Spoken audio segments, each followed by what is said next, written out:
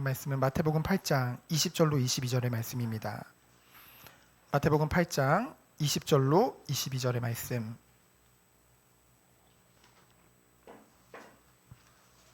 우리 다 같이 합독하도록 하겠습니다. 예수께서 이르시되 여우도 굴이 있고 공중에 새도 거처가 있으되 인자는 머리둘 곳이 없다 하시더라. 제자 중에 또 한 사람이 이르되 주여 내가 먼저 가서 내 아버지를 장사하게 허락하옵소서. 예수께서 이르시되 죽은 자들이 그들의 죽은 자들을 장사하게 하고 너는 나를 따르라 하시니라. 아멘. 오늘 철야때 함께 나눌 말씀의 제목은 너는 나를 따르라입니다. 어쩌면 단순한 명령이죠. 예수님의 명령은 단순하면서도 아주 명료합니다. 근데요, 이것이 모든 것이죠. 우리가 온전히 주님을 따르는 것이 중요함을 알지만은 사실은 온전히 따르지 못하는 경우가 너무나도 많습니다. 그래서 오늘 말씀을 통해서 우리가 점검하기 원합니다.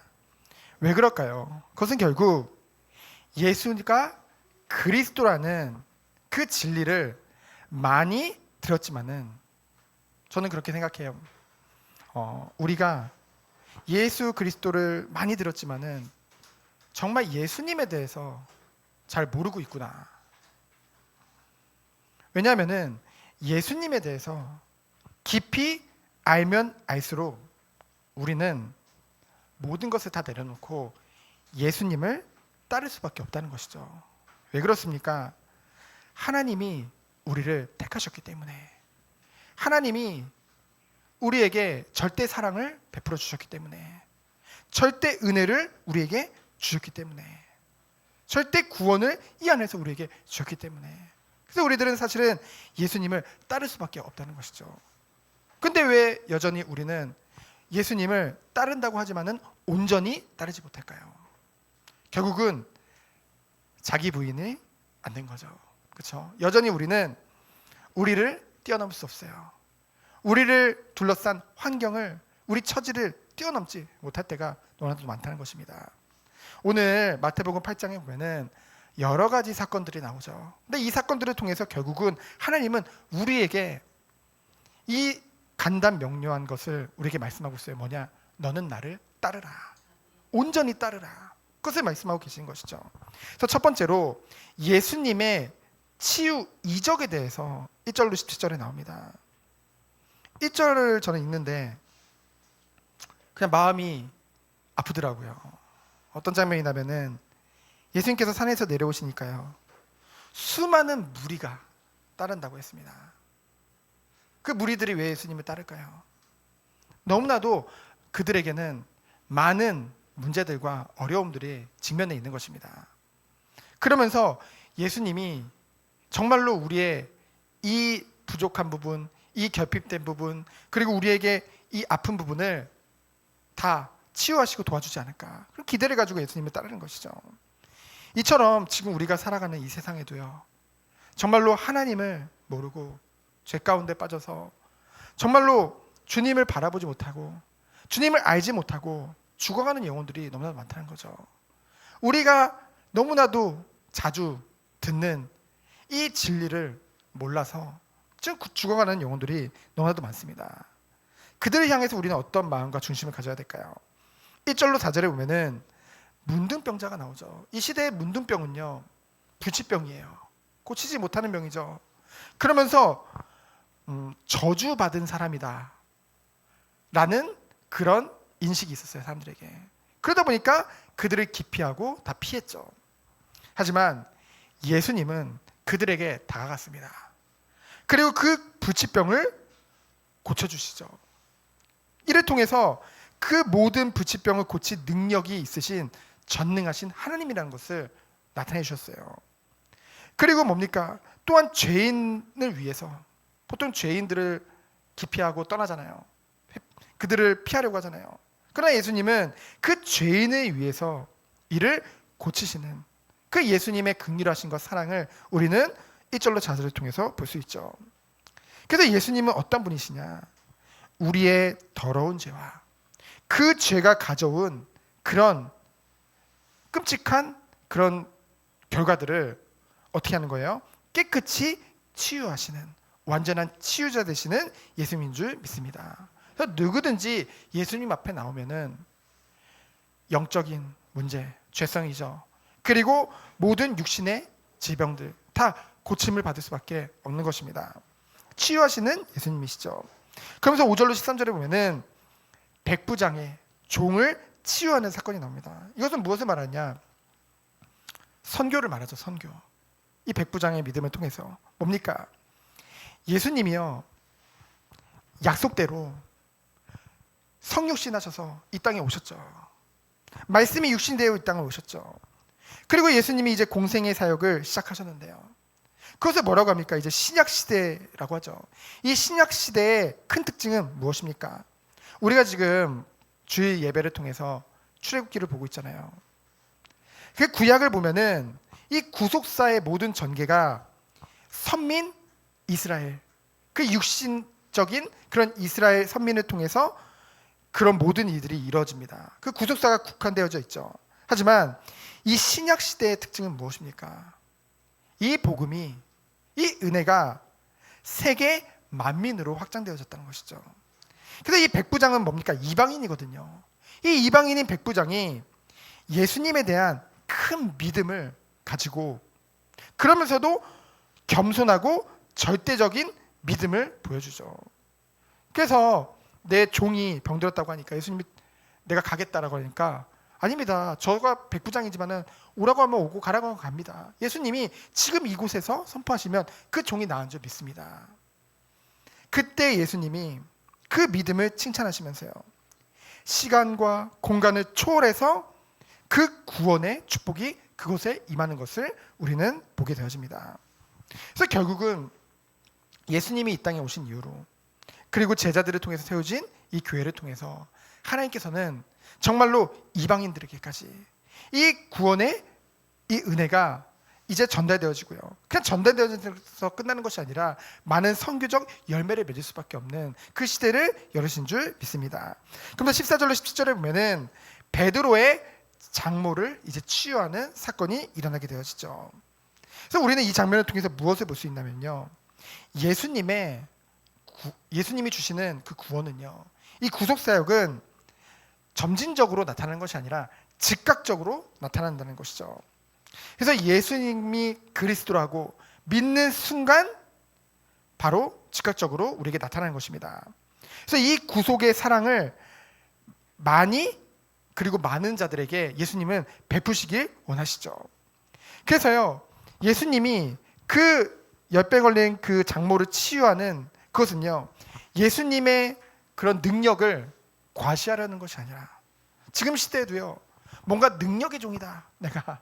그러면서 결국은 자신의 능력을 과시하는 주님께 영광 돌리기보다 그런 것을 우리는 많이 보잖아요. 근데 이 능력에 모든 능력을 가진 그 예수님조차도 그것을 단순히 과시하는 것이 아니라 어떻게 했습니까? 구약의 예언의 성취로 그 예수님이 메시아 곧 그리스도임을 나타내는데 그 능력을 행하셨죠. 그러면서 결국은 이 치유 사건을 통해서 무엇을 나타내셨습니까? 죄인들을 향한 그 사랑을 나타내신 것입니다. 그러면서 18절부터 쭉 보면은 뭡니까? 17절에 보니까 이 예수님이 이제 날이 저물매 이 날이 저물다는 말은 뭐예요? 16절에 이 날이 저물다는 것은 이제 그냥 시간만 지난 것이 아니라 이 안식일이 끝나고 그 다음 날 사람들이 뭐예요? 이 귀신 들린 자들과 병든 자들을 다 많은 자들을 데리고서 예수님 앞에 나옵니다. 그때 예수님께서 이 병든 자들과 귀신 들린 자들을 다 치유하시죠. 그리고 어떻게 하십니까? 결국 이 모든 것을 통해서 10절에 보니까 선지자 이사야가 하신 말씀을 이루려 함이니 뭡니까? 우리의 연약한 것을 친히 담당하시고 병을 짊어지심이라. 그것을 통해서 결국은 이 치유 사건을 통해서 예수님이 메시아고 그리스도임을 나타내신 것이죠. 그러면은 두 번째로 중요한데요. 예수님을 따르는 우리의 자세는 어때야 될까요? 18절에 보니까 많은 무리들이 몰려듭니다. 그때 예수님이 이제 유대 땅을 순회하시면서 이제 예수님이 사역하시죠. 근데 예수님이 뭐라고 고백을 해요? 20절에 보니까 인자는 머리 둘 곳이 없다라고 고백합니다. 예수님마저도 이 정말로 죽어가는 영혼들을 위해서, 병든 자들을 위해서 절대적인 그런 헌신을 하는 것을 우리는 보게 되죠. 그래서 예수님은 어찌 보면은 헌신의 모델입니다. 섬김의 모델이죠. 그러면서 21절에 보니까 이 제자 중 한 사람이 아주 합리적인 요구를 합니다. 왜냐면은 뭐라고 해요?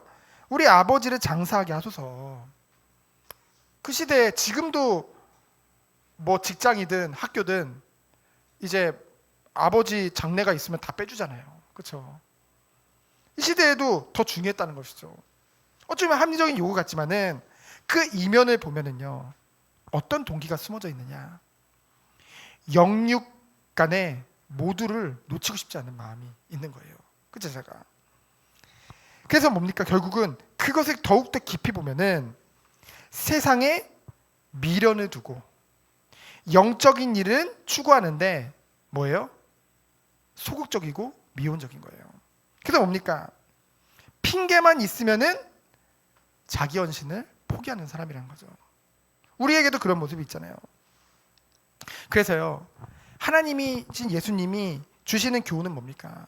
우리가 가는 신앙의 길은 차선의 길이 아니에요. 우리가 이러면 좋고 뭐 이것이 있으면은 양보하고, 그것이 아니라 차선의 길이 아닌 최우선의 길이라는 것이죠. 그래서 제자의 삶, 우리가 제자 말을 많이 하잖아요.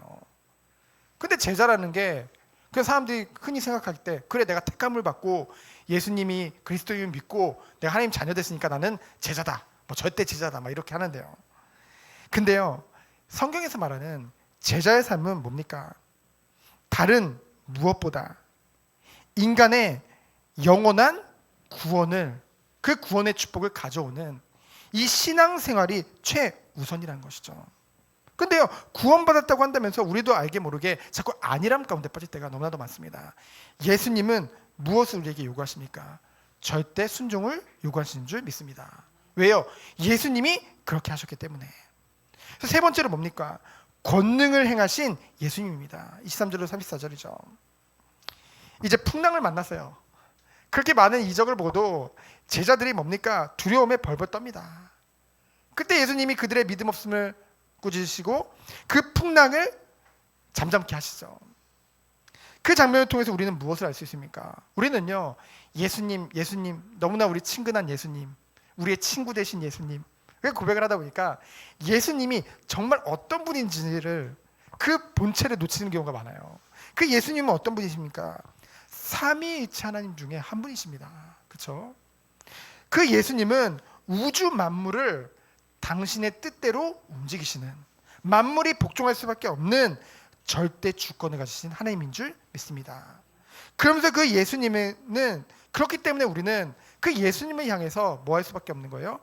절대 믿음, 절대 신앙을 고백하고 가질 수밖에 없는 것이죠. 그렇기 때문에 28절로 34절에 보니까 어떤 일을 벌이십니까? 예수님이요, 무덤 사이에 이제 귀신 들린 두 사람이 있어요.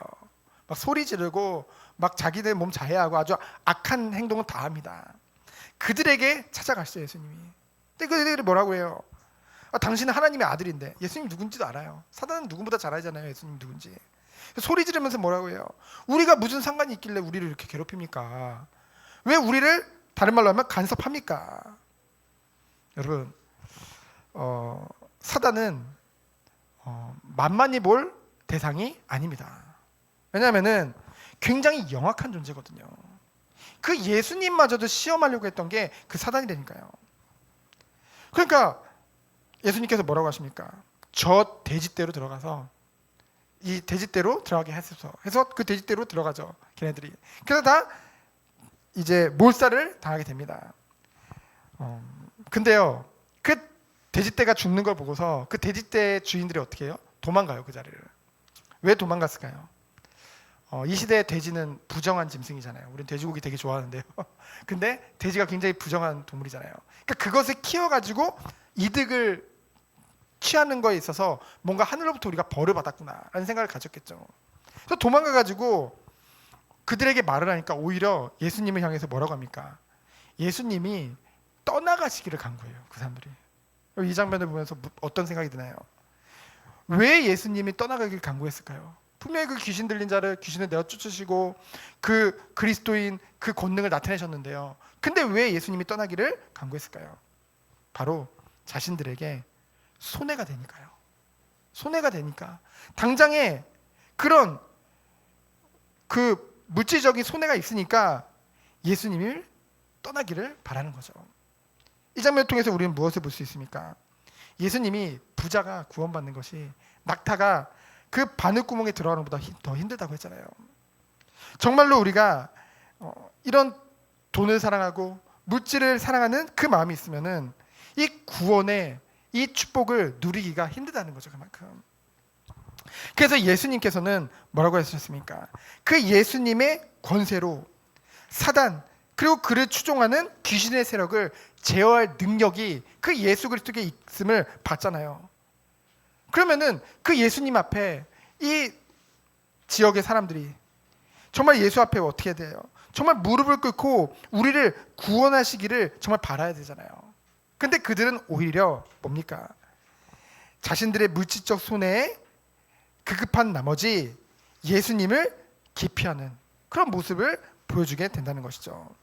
그래서 우리는 이 장면을 통해서 뭐를 알 수 있습니까?